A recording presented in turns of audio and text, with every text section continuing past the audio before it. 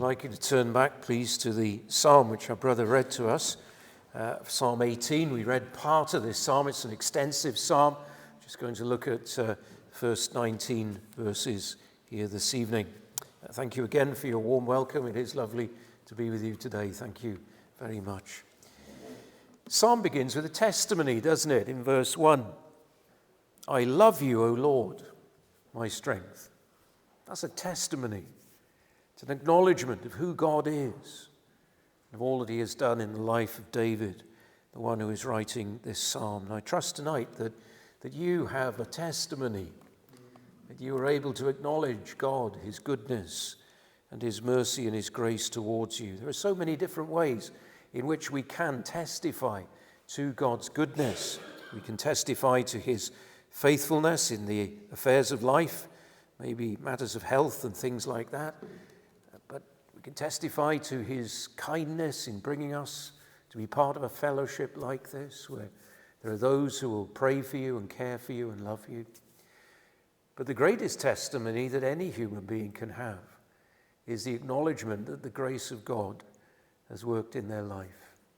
They've come from darkness to light, from death to life. They've come from a place of resisting God and living only for themselves, to a place where they now acknowledge him as our Father who is in heaven. Do trust that you have that testimony tonight. And if you don't, well, of course, that invitation within the good news of Jesus Christ is an invitation that is for you tonight to come, to taste and see that the Lord is good, and to come to this place that David has come to at the beginning of this psalm, where he says freely and unashamedly, this mighty warrior, this man's man, if you like, he's unashamed to say, I love you, O Lord, my strength. In those words, David is telling us key things about his relationship with God.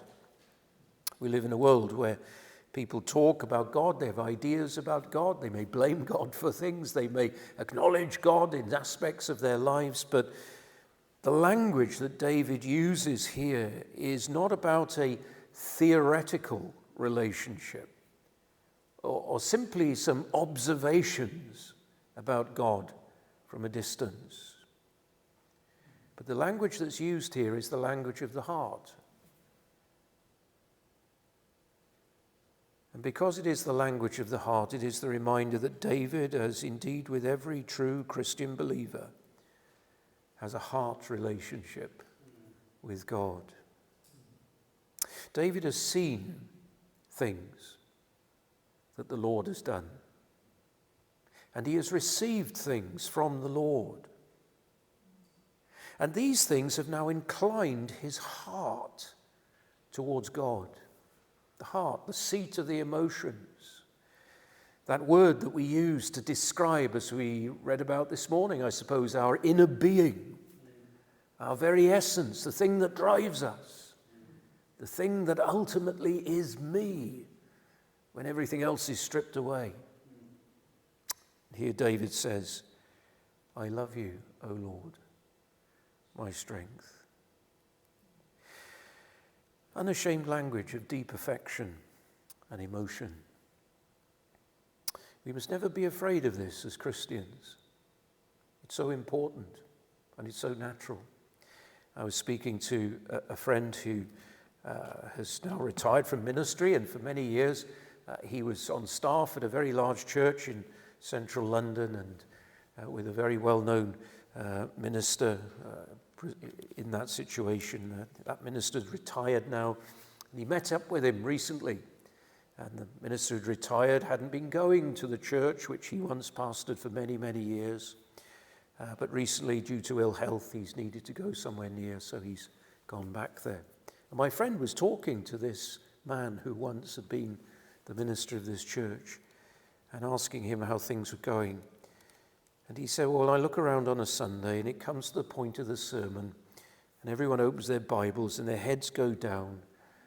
And it's great ministry on one level. But he said the problem is there's nothing really of the heart. Joseph Hart was a hymn writer. And he once wrote a hymn, and he wrote essays, and he once wrote these words: "True religion is more than notion. Something must be known and felt." David has pulled this together in the opening words of Psalm 18. I love you, O Lord, my strength. The emotional response of the Christian believer must always have a context. Maybe you're somebody who loves to feel things. Passionate person. Great, isn't it? Nothing wrong with that. Sometimes, though, when we approach the Christian life simply on that basis, the test of a good service is whether or not I felt something. Be a bit careful with that. The Bible always roots our emotional response to God in the context of our understanding of who he is. That's why worship, real worship, is a response. Many years ago, I used to be a physiotherapist, and I've forgotten an awful lot, but I still know how to tap little parts of your body and get you to elicit reflexes. And you know how it goes. The classic one is the knee, isn't it? Cross your leg and the patella tendon and whack it, and your leg should, if you're healthy, twitch at least. And you cannot stop that. It's the way God has designed the body. It's a healthy sign, but it's a response to stimulus. Worship is a response. David's words are a response. And they're a response to the stimulus of who God is and what he has done. And if we would grow in our love of the Lord, it will be because we have first grown in our knowledge of his works and ways as revealed in his word. So why does David love the Lord? In this psalm, he's telling us he has come to know the Lord as my strength. Now this becomes really obvious from what follows in verse 2. For there he refers to the Lord as being the rock in whom I take refuge, my fortress, my deliverer, my shield, my stronghold, the horn of my salvation. These are tremendous descriptions of defensive positions. A rock in whom I take refuge. Refuge from the storm, maybe. But a fortress, a shield, a stronghold. All of that has implicit within it defensive positions and mechanisms against those who had come to cause David harm. Of course, we know from the life of David, there were many times in his life when he was on the run from Saul, who desired to take his life. Times he was on the run from the Philistines, from Absalom, his own son, how painful that must have been. And here David is reflecting on the Lord's provision of protection over his life. You are the horn of my salvation. You are the great source of me being kept. Now David then, with these emphases, and I think you see that in verse 2, on these defensive positions, a fortress, a stronghold, a shield. He's speaking of the times when God really did keep him from his enemies. Verse 3 shows this. I call to the Lord, who is worthy of praise. What happens? I am saved from my enemies. So David has written this psalm out of times of very real distress, anxiety, fear, uncertainty, of how through those experiences he has known the Lord's faithfulness again and again, saving him from his enemies. Now again, it's clear from this psalm that the threat from his enemies is not a mild threat, but it is a severe threat. If you go down to verse 4 and verse 5, again you have these massive descriptions. The cords of death entangled me. Torrents of destruction overwhelmed me. Cords of the grave coiled around me. The snares of death confronted me. That is incredibly descriptive language, isn't it? Of very serious threat. So it's not just words and accusations which has been hurled in the general direction of David, but they are genuine threats to take his life from him. The cords of death, the snares of death, the cords of the grave, and the torrents of destruction. And he speaks about times when it seemed that these things, these descriptive terms, speaking of the harm that his enemies would do to him, were really going to get the better of him. Again in verse 4 and verse 5, it speaks about being entangled, overwhelmed, coiled around, and confronted. This is far more than David can deal with through his own strength, through his own resources, and his own experience. But the wonderful thing about this psalm is that it is from this place of grave and mortal danger that David tells us he called on the Lord and he found strength in the Lord. Verse 6 wonderfully tells us, in my distress. There are times, aren't there, when we are deeply distressed. David knew that. In my distress, I called to the Lord. I cried to my God for help. Now, the great force of this psalm is that he's telling us that he loves the Lord because the Lord has been his strength. He has found in and through the Lord ability to resist the cords of death, to push back the torrents of destruction, and to even overcome the cords of the grave and the snares of death. When you come to a psalm like this, I think we have a problem, don't we? Because, well, let me ask you, do you have enemies who would want to do this to you? Now, you might say, I know a few people that I don't get on with that well. I know over the years I've had a few choice words with some people. You may have been in a situation where you've experienced maybe even a little bit of physical confrontation. But I think unless you've served in the armed forces, it's highly unlikely that you've had the experience that David is speaking of here. That's a bit of a problem, isn't it? As you come to this psalm, you say it's very wonderful, all that's been said here. But is this really for someone like me who's never been in the extremity of that situation? And it's not just a problem with Psalm 18. There are many psalms that speak along similar lines. If you go back a few psalms to Psalm 3, which again is a very, very wonderful psalm. It's David writing there speaks about, David writing there speaks about a time when in his life Absalom, his son, was pursuing him and seeking to usurp his authority in the kingdom, and worse than that, to do violence to him. And in Psalm 3 he says, many are my foes. How many rise up against me? Many are saying of me, God will not deliver him. So again, when you look at a psalm like Psalm 3 and look at a psalm like our psalm, Psalm 18, you may find yourself saying, well, is this really for me? After all, my experience is very far removed from David. And here I am, 3,000 years further down the line than David. So how do I apply this? Can I apply it? Is it legitimate for me in my situation? I've been thinking about this a lot recently, and I think one of the applications we can make is that the enemies is really a collective description for those things in life that would come to overwhelm us. And when we widen the lens from physical threat, from those who would seek to take our life through physical violence, and we widen the lens to say, what about those times in life, those fears, those anxieties that we may have because of the affairs of life? Those things also that seek to overwhelm me. We begin to realize that psalms like this are so precious and so important.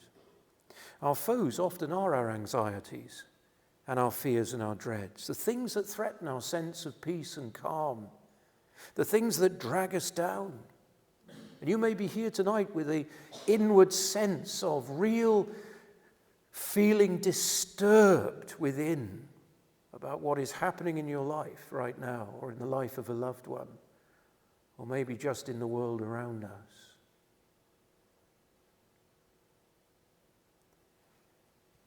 The great thing David shows us in this psalm is that in times when we are overwhelmed, facing thoughts that may be our enemies, context and experience and circumstances that may be deeply oppressive to us, the great thing David is showing us is that God is never indifferent to us. It's a wonderful statement, that, isn't it? God is never indifferent to us. There were times in David's experience when he thought God was. There's a psalm where he speaks, in one of the psalms, he speaks about crying out to God and pouring out his heart in what we know and often call lament. That is, he is speaking of his distress in the most graphic and descriptive language. And in the midst of one psalm, he says to God, well, will the grave praise you? Are you going to pursue me to the grave? Everything's going against me. Everything's going wrong. Where are you in this? And there are times when we can feel like that. God seems very far away at a time of greatest distress. But this psalm reminds us that though we may feel like that, the reality is very different. God is never indifferent to his children who are in distress. Verse 6 comes as massive relief. He heard my voice. My cry came up before him into his ears. From his temple he heard my cry. One of the lovely things Jesus tells us is that God sees sparrows fall out of trees. I like sparrows. We've got a lot of them in our garden. You probably have in yours. We've got a little nut feeder. We put the little fat balls out, and this time of year, here they come. And I look at them sometimes and I think, God sees each one of those. And Jesus went on to tell us, didn't he? You're of greater worth than sparrows. It's true. It's true. However great your distress and fears, however inwardly isolating they may be, he sees, he knows, he cares, he is not indifferent. So when we lift up our voices to God in distress, when we ask him for intervention and for help, we know these words in verse 6 are sure and certain. From his temple he heard my cry. That's a great statement, isn't it? It's a coming together of two things. David in his distress, as we've already read, feeling the cords of death entangling him, the torrents of destruction overwhelming him. That's David. And his little cry goes up, Lord, help me. Where are you? And the one who hears from his temple, place of ultimate power and authority, of rule and reign. And the language again that David speaks is very moving. For he speaks in verse 7 about God's response to his prayer. The earth trembled and quaked. The foundations of the mountain shook. They trembled because he was angry. And we have to be careful here, don't we? Who is God angry with? Is he angry with David? After all, David is the one who's lifted up his voice to heaven. Is it a case that the Lord has looked at David and said, David, for goodness sake, remember my covenant with you. Remember the promises. Remember the great things you've written in other psalms. There you are, filled with fear and terror at your enemies. You should have learnt by now. You've been through these circumstances again and again and again. Surely, David, by now, get a grip, have faith, press on. Is that how God is with David? Is God angry with David? I ask that question because sometimes we can think of the Lord in a similar way when we ourselves pass through the valley of the shadow of death, place of great difficulty. We can have those terrible thoughts where we blame ourselves. We chide ourselves. We consider that everything is my fault. And we can heap disaster upon ourselves in our thinking.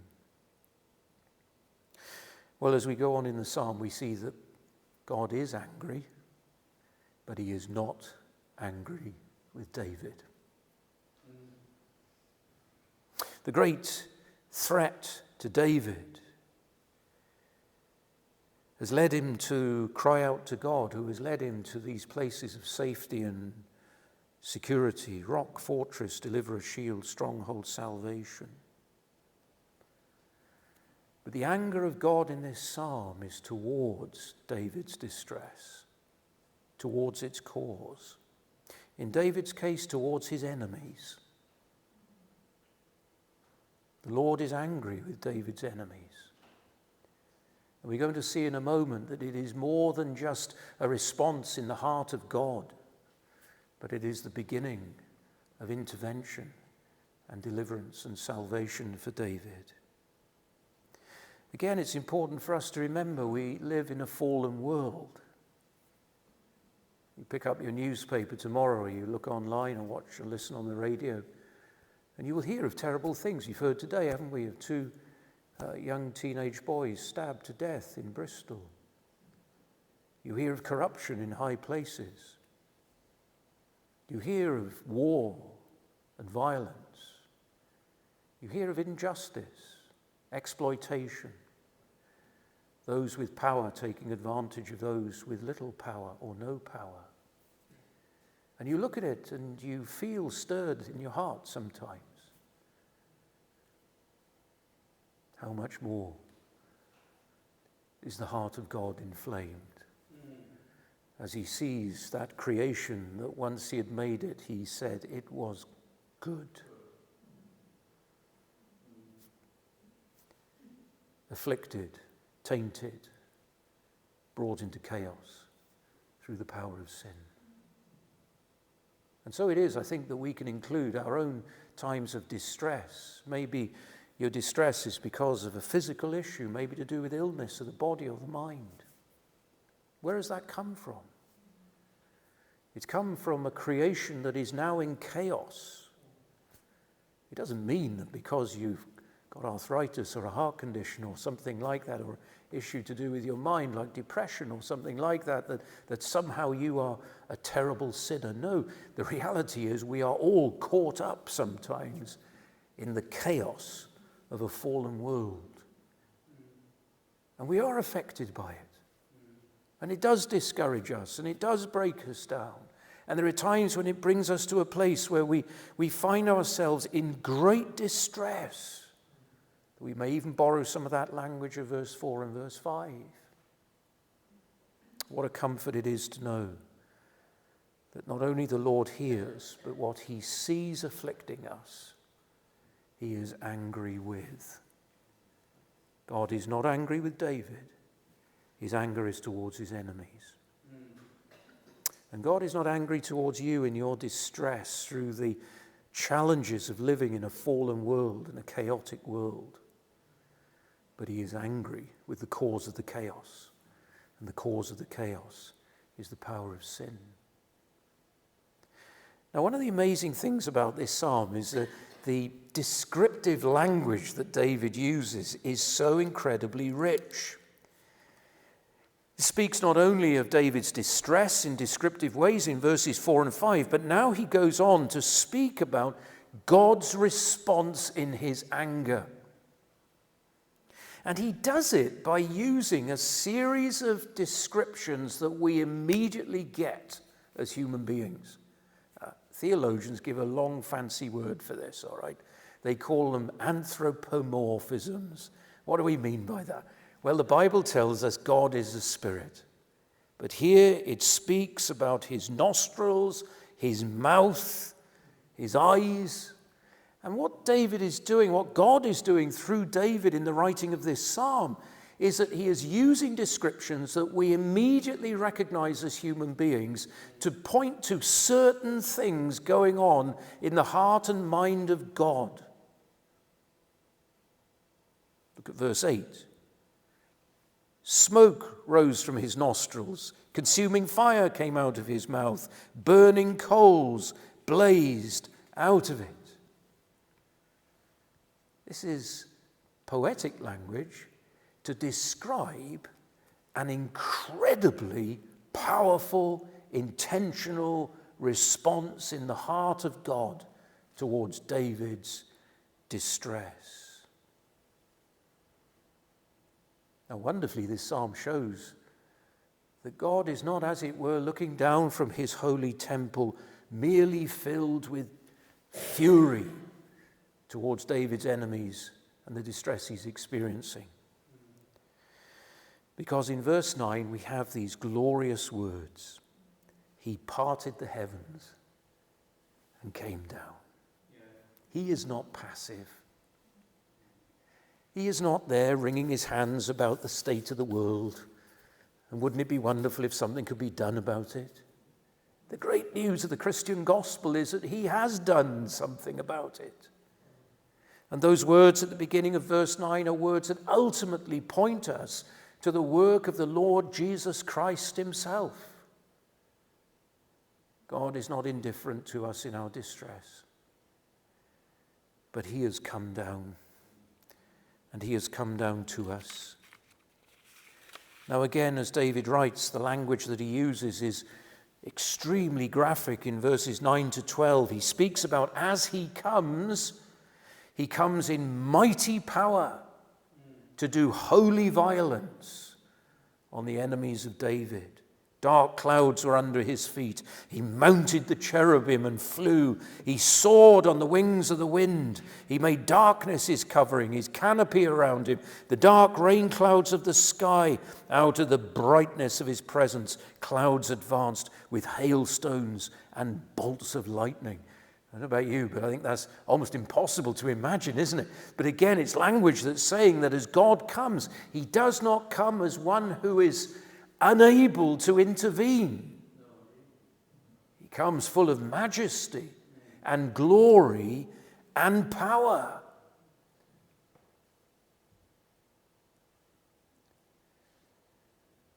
And as he comes, the Lord is not silent or passive towards David's enemies. Verses 14 and 15 speaks of him shooting his arrows, scattering the enemies, great bolts of lightning, and routed them. The valleys of the sea were exposed, the foundations of the earth laid bare at your rebuke, O Lord, at the blast of breath from your nostrils. And so the Lord delivers David from his enemies. And this is why David sings in this psalm and invites us to join in praising God in those words in verse 1. I love you, O Lord, my strength. You are my strength. David is showing us in this psalm something of who God is and inviting you, as you face those things that distress you and bring you to those quiet places of absolute despair sometimes. He is inviting you to call on the Lord and to know that he is more than capable of dealing with your distress. He is almighty. And this is why David then speaks about God being a stronghold and a refuge and a shield. Some years ago, I remember hearing a Scottish minister speaking and giving a little illustration that back in the late 1950s, early 60s, he was called to minister in Glasgow. And he was driving one day through the Gorbals district, which is fairly notorious today, but even back then was far worse for poverty and problems and violence. And it was a terribly run-down area. And he said, I was driving along and I suddenly saw on the side of the road, on the pavement, a little lad running as fast as he could. And I looked again and I could see straight away why he was running as fast as he could. There was a gang of lads chasing him. They were about his own age, possibly a little bit older. And they were chasing him and they had menace in their eyes. And so he was concerned for the little lad and a little bit curious as well. And so he was watching and they came to a crossroads and suddenly the little fella, he shot round the corner out of sight. And so he said, I got to that crossroads and I deliberately stopped the car and I looked to check. I wanted to see if he was all right. And then he said, I saw something. And he said, it really made me laugh. He said, because as he ran round the corner, as his car got there, what had happened is he'd run round the corner and he said, just as this pursuing horde came round the corner, they were confronted by this enormous man. Huge. Probably worked in the docks or whatever it was, manual labourer, muscles on muscles, wearing a vest, looking incredibly mean, standing there. And these boys stopped. And there, poking out between his legs, was a little boy. It was his dad. At least that's what the man telling the illustration thought. He'd suddenly found a refuge that was greater than his enemies. Yeah. And that's where we're invited to go. In one way, it can appear terribly complex. Suffering can raise massive issues in our thinking. Life can become hugely uncertain and we can become tangled up in our thoughts and we can find ourselves in terrible positions of deeply feeling perplexed. But actually, at times like this, we are pointed by the Word of God again and again in a very clear, simple, direct way to take refuge in God, who is always greater than the sum of all your troubles. Now you might say tonight as we close, you might say, well, how can I really be sure of that? You don't have the troubles I have. How can we really be confident that God is greater than the sum of our troubles? It's a lovely moment towards the end of the life of the Apostle Paul. We think he was pretty much an anonymous prisoner in Rome at the time when he wrote this letter, in a very large prison. Prisoner, 216B or something like that. Cut off from his friends. And he writes letters. And one of those letters he writes to his great friend Timothy. Been on missionary journeys together. He'd already written a letter to Timothy, and it was early on in Timothy's ministry, and Timothy needed to have a bit of backbone put into him, and Paul does that in that letter. But when you come to 2 Timothy, it is much more of peer-to-peer. It is really trying to encourage Timothy as he pastors the work in Ephesus. And he knows the work is going to be hard. And so he tells Timothy, endure hardship as a good soldier of Jesus Christ. He encourages him to be like a hard-working farmer. He's not afraid of getting up at difficult hours and out in the fields all day, working hard with his hands. And he tells him to be like an endurance athlete and not quitting until he gets to the end of the race. Important illustrations, aren't they? But then he says this. Remember Jesus Christ, raised from the dead. Was Timothy ever in danger of forgetting the resurrection?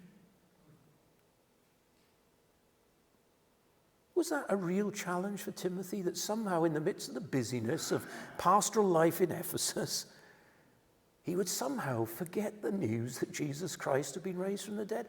I don't think so. But what he's doing is he is pointing Timothy to the one thing that ultimately gives resilience, endurance, enables us to face the darkest storm in confidence, pointing us to the news that God is greater than the sum of all our troubles. Jesus Christ has been raised from the dead. And that's our hope. And that's our confidence. Verse 16 is probably a great place for us to finish this evening. He reached down from on high and took hold of me. Maker of heaven and earth knows about you, knows about your troubles. And by his grace in Jesus Christ, he has reached down and taken hold of you. And so in those times in your life when you cry out to him in distress, he parts the heavens. He comes down in all of his power and majesty to comfort you and to sustain you and to enable you to face what in his sovereignty and providence he has allowed into your life. And so tonight, remember, the Lord is always near you in your distress. His ear is not hard. He's not deaf. He's not someone who, you have that experience, you're so messed up and you try and tell someone what's going on and even you can't make sense of it. The Lord never has that problem.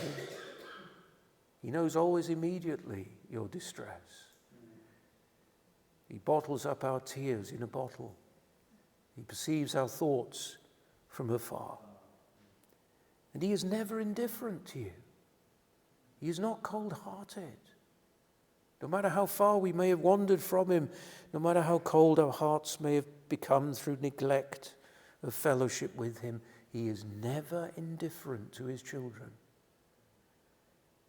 And his promises are always to come to our aid when we call on his name. And this psalm reminds us that the one who comes is almighty and has provided in Jesus Christ the great answer to the root of all of our distresses. He parted the heavens and came down. Friends, that's a message of good news, isn't it, for our world right now? You look at the affairs of the nations, the despair of the politicians. Nobody really knows what to do right now with what's going on in the Middle East. And the great issues in our own country. Poverty, problems of exploitation. I was talking the other week with a woman who does work with, has done work over the years with women being trafficked for the sex industry, as they politely call it. The problem is so endemic in cities and towns now. You say, oh, who can deal with that one? Who can deal with injustice? Who can deal with unkindness and selfishness?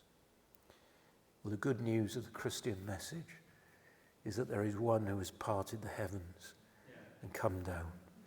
He's been raised from the dead. He's not small. He's almighty. And he always hears the cry of the distressed who call on his name.